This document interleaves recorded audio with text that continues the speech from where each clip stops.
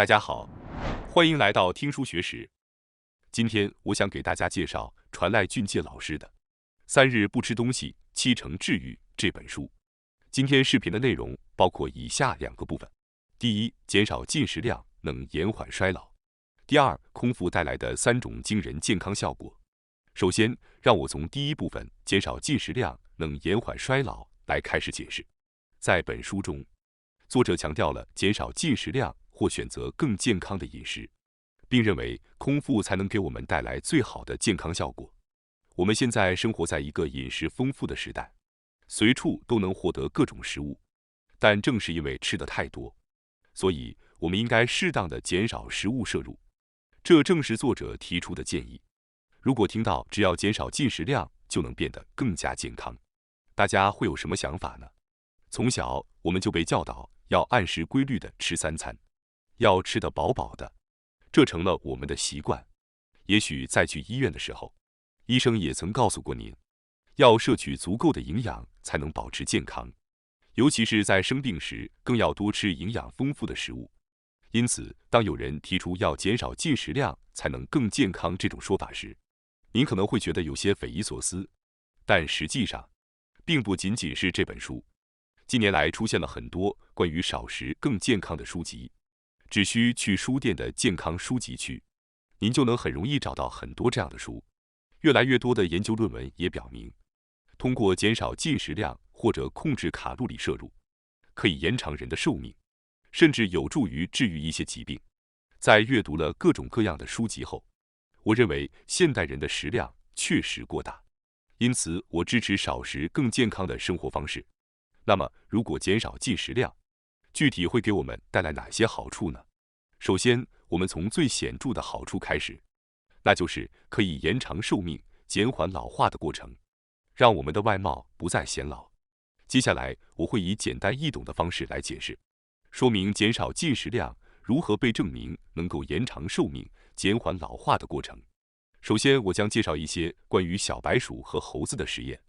也许有人会质疑，小白鼠和猴子的实验结果是否可以直接适用于人类？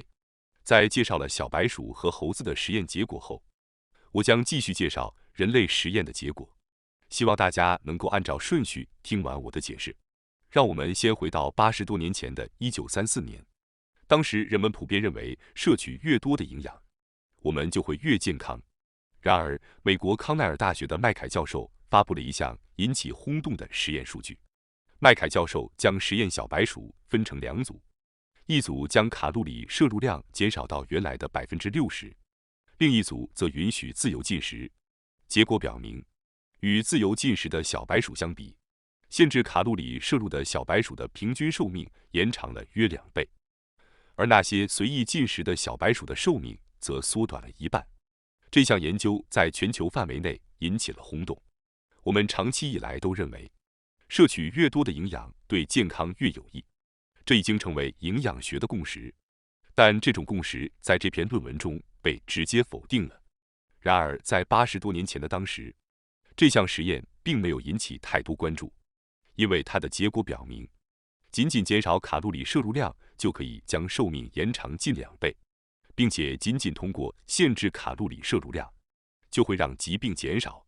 这些数据对医疗行业来说是非常不利的，因为病人减少了，他们的利润也会减少。这说明学术研究会受到巨大利益的影响而被封杀或掩盖，这在现代也是司空见惯的事情。但是研究者们并没有被这种黑暗所压倒，而是继续探索。他们进行了各种动物实验，不仅仅是小白鼠，还有其他各种动物。在世界上数十年的研究结果发现，进行卡路里限制可以延长寿命的效果，不仅在微生物、原生动物和昆虫中得到了观察，甚至在哺乳类动物中也得到了证实。例如，在一项对猴子的实验中，限制了70%的卡路里摄入量，结果发现这些猴子的寿命延长了2倍。在此次实验中，将60只猴子分为 A 和 B 2组，每组30只。A 组的猴子限制了70%的卡路里摄入量，而 B 组的猴子则可以随意进食。随后观察了长达15年的时间，结果发现， A 组猴子的死亡率只有 B 组的一半，限制卡路里摄入量 70% 的猴子寿命延长了2倍，它们不止活得更长，这些猴子体内的男性激素 DIS 也没有减少。这种男性激素在肾上腺皮质中生成，也被称为抗衰老激素。这种激素不仅具有延缓衰老的功效，还可以增强免疫力。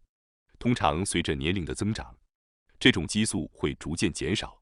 因此，通过保持7分饱的饮食习惯，可以实现抗衰老和增强免疫力的效果。这在实验中已经得到了证实。此外，还有一项关于猴子的抗衰老实验是在美国威斯康星大学进行的，这是迄今为止规模最大的实验之一。实验开始20年后，限制卡路里摄入量至 70% 的猴子中，有 80% 仍然存活。而没有限制卡路里组的猴子则死了一半，也就是说，限制卡路里摄入量 70% 的猴子的存活率是吃饱的猴子的 1.6 倍。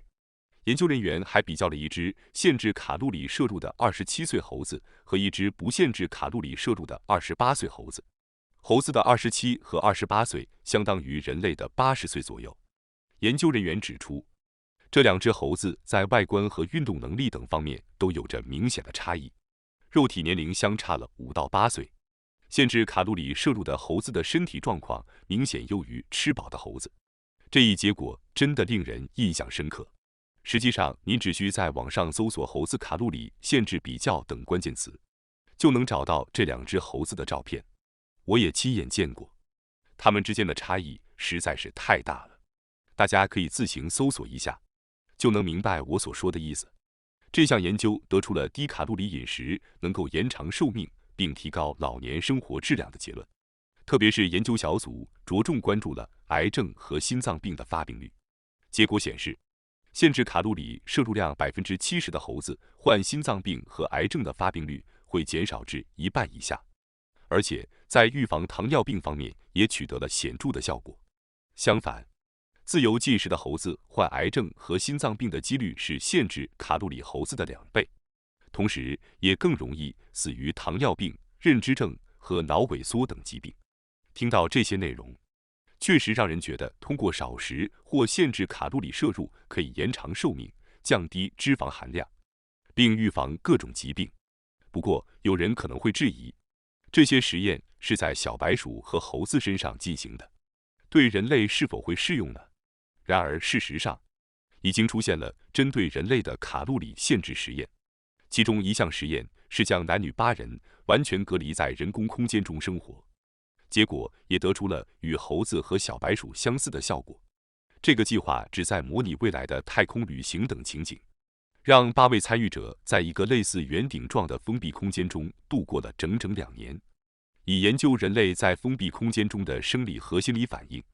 这8人每天的卡路里摄入量被设定为减少 25%， 即1800千卡。换句话说，他们在保持 7.5 分饱饮食的状态下生活了2年时间。那么实验结果如何呢？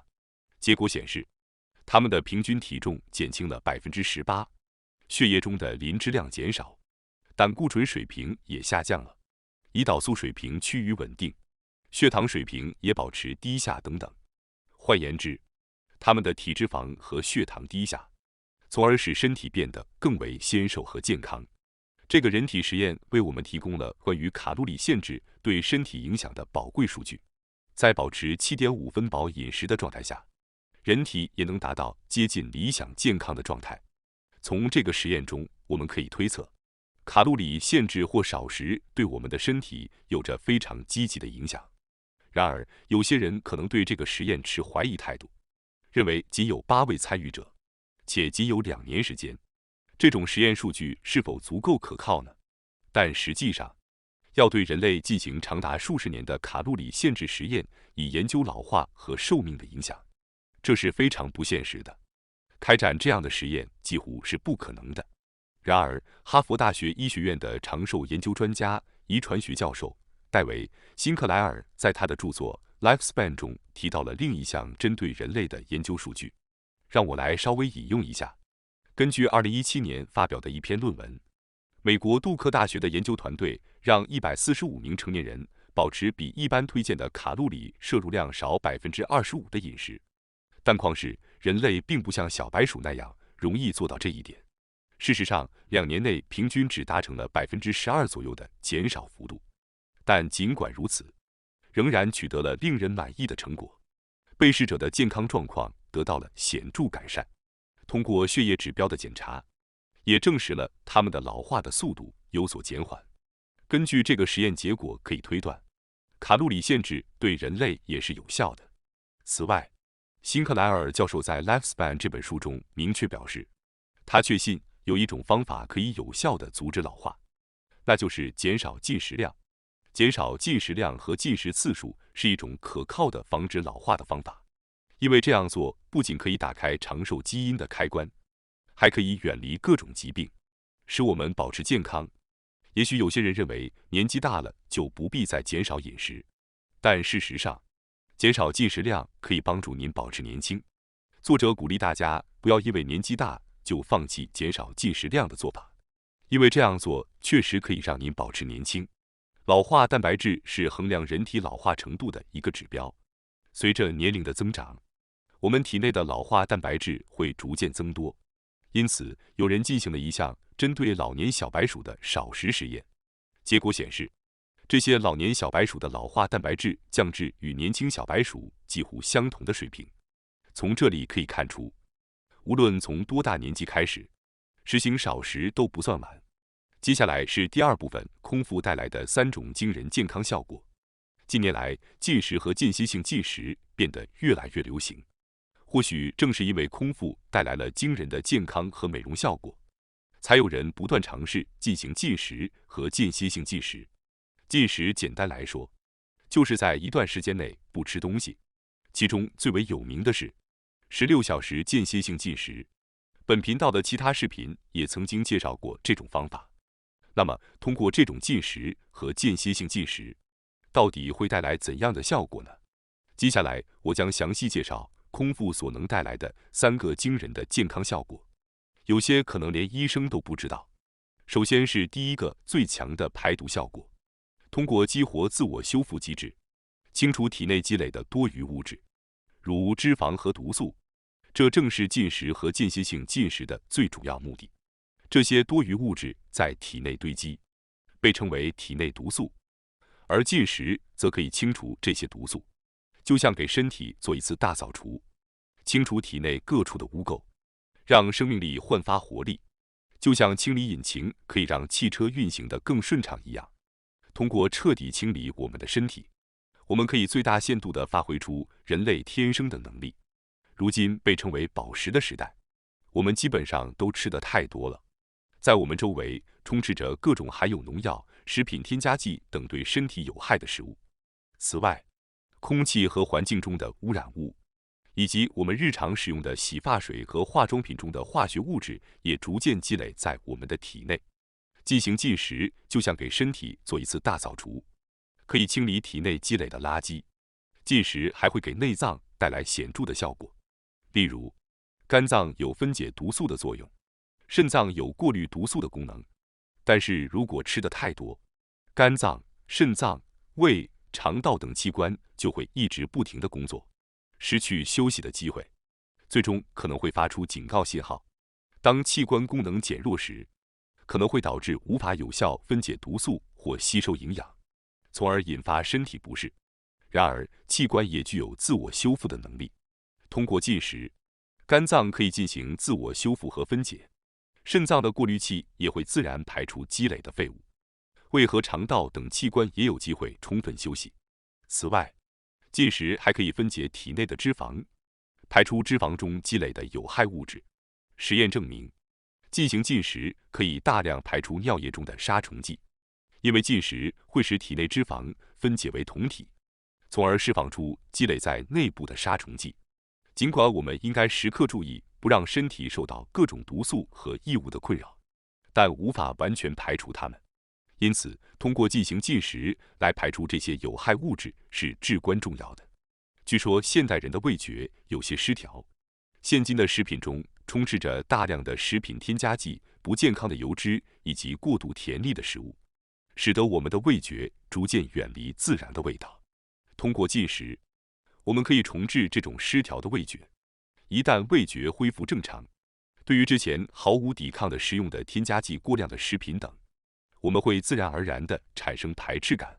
如果您尝试过进食，您可能会发现自己不再接受含有食品添加剂的食物，对过度甜腻的食物也不再感兴趣，甚至会觉得淡味的食物也十分美味。这样的经历会使我们本来具备的自然味觉重新复苏。接下来是空腹所带来的第二个健康效果，即激活人体基因。对于那些听到通过进食可以激活人体基因这样的说法感到有些摸不着头脑的人可能会有很多。在这里让我详细解释一下。比如说，通过进食来激活的典型基因之一就是长寿基因。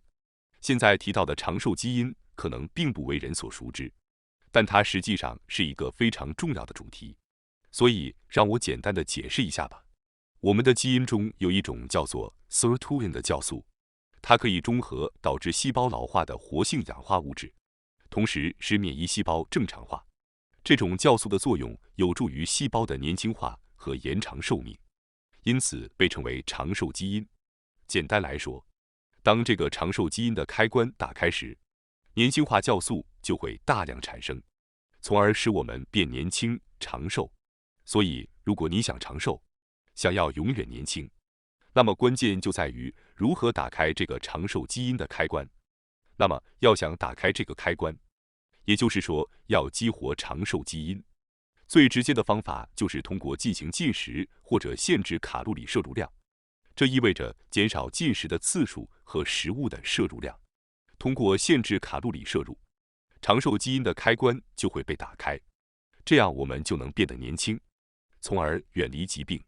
另外，通过进行进食，我们还可以唤醒沉睡的遗传记忆。